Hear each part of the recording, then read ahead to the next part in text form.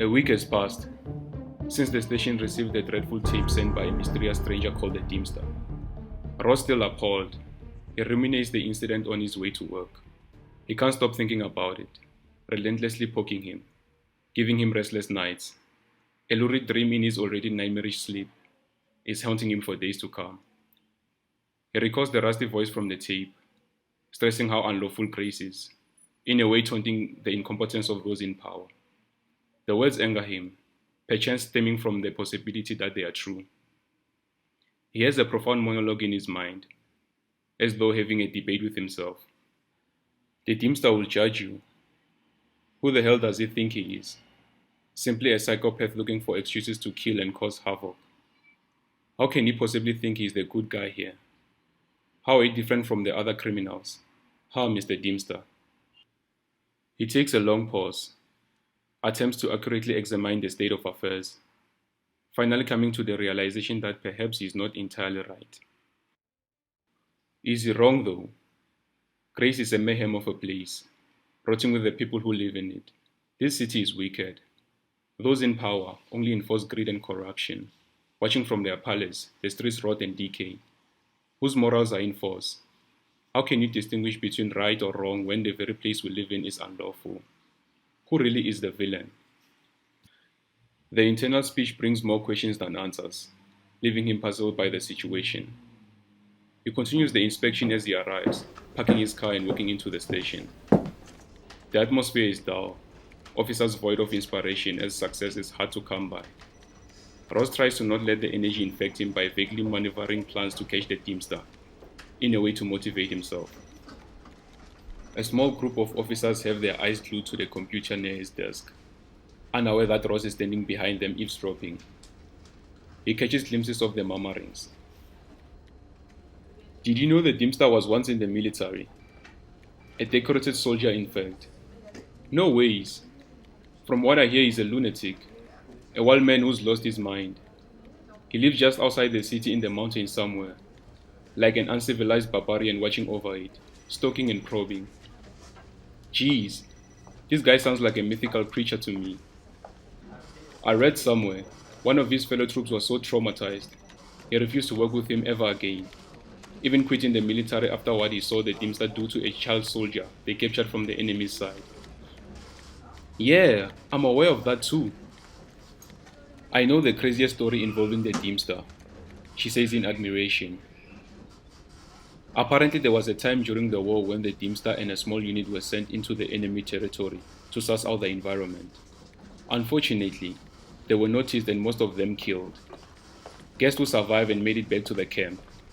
The Deemster. How he survived? He ate each soldier he killed. He walked into the camp with a leg in his backpack as his next meal. What the hell? That's crazy. Jeez. They say this guy doesn't know what fear is. Whoa, that's mental.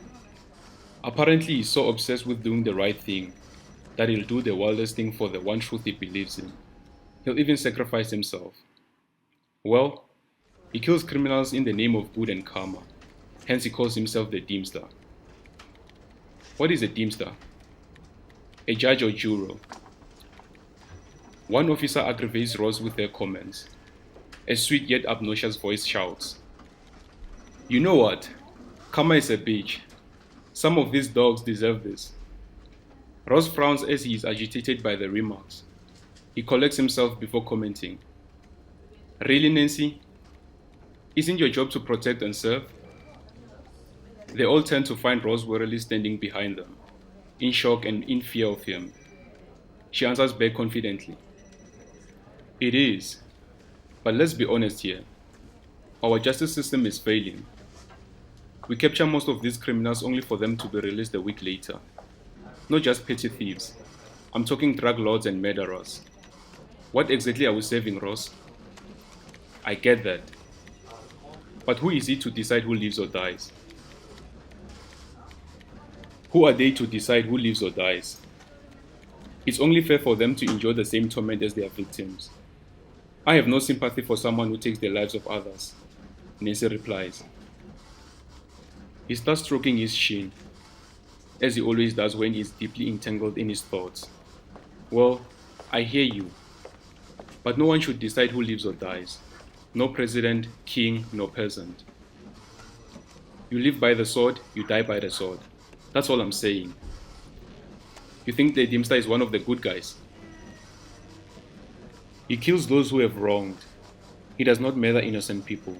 There's a difference. I think he's doing the city a favor. Ross scowls as he is baffled. Her comments bring up thoughtful questions. He goes to his desk and reflects on the exchange he had with Nancy. Though reluctant, he tries to see her point of view. The core of justice is objectivity. Grace bargains the opposite. He is right. Corruption, crime, and lunacy thrives. Whose morals are enforced when no one follows the set rules? Perhaps his notion is right, not so much the execution. Maybe it's not so different from me.